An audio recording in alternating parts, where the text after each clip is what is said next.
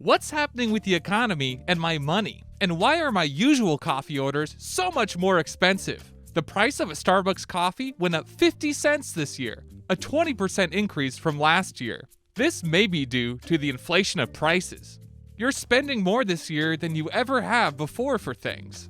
Maybe you've noticed when you checked your bank account and thought, big yikes! Here are the top 5 questions answered that you might be asking about your money. 1. What the hell does inflation even mean? The first thing you need to know is that the Fed, that's the Federal Reserve, the nation's central bank that basically conducts policy and promotes stability, has been raising interest rates all year to slow down the rate of inflation. Inflation is the rise of prices over time. The goal from the Federal Reserve is to slow down or stop it completely.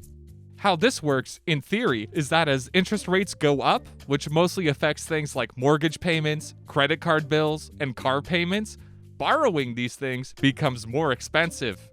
If people have to spend more money on their bills, they'll have even less money to spend on consumer supplies, such as coffee, groceries, and electronics, which have been getting increasingly more expensive. If people temporarily halt their spending on these goods, it should help bring the price down. 2.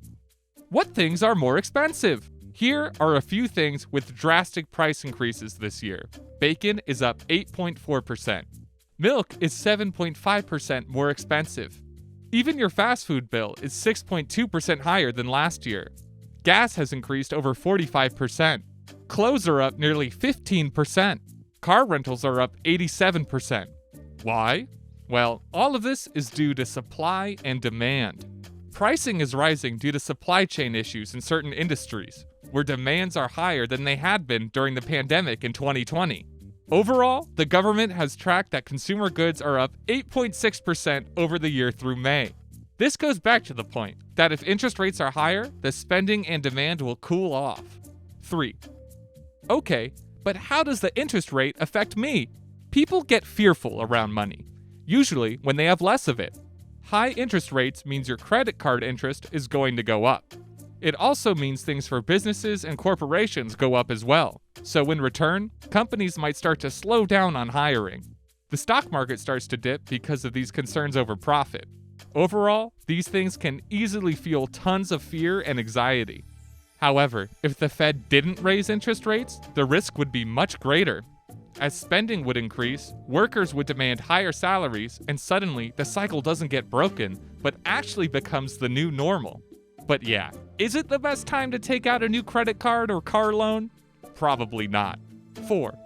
What should you do about it? As certain things like buying a new car or purchasing a home increase, you may want to hold off for now. If you have credit card debt, you probably want to pay that down. As you'll start to notice, the percentage rate on your bill may also increase. The stock market investments have been typically down, but as long as you're investing for the long term, it's probably best not to look at it every day and hold steady. And if you're feeling flush, now's a great time to invest while stocks are low. And finally, 5. So is this a recession? Recession, or the R word, is a scary word that politicians don't like to use. President Biden recently rejected the claim that we're in a recession at all. A recession is usually a period of time when the economy is in decline for several months in a row. In fact, the government argues since there's continuous job growth and manufacturing is rebounding, it feels like we're in a good place. Regardless, we get that your wallets might feel a little bit tighter, but hopefully it's only for the short term.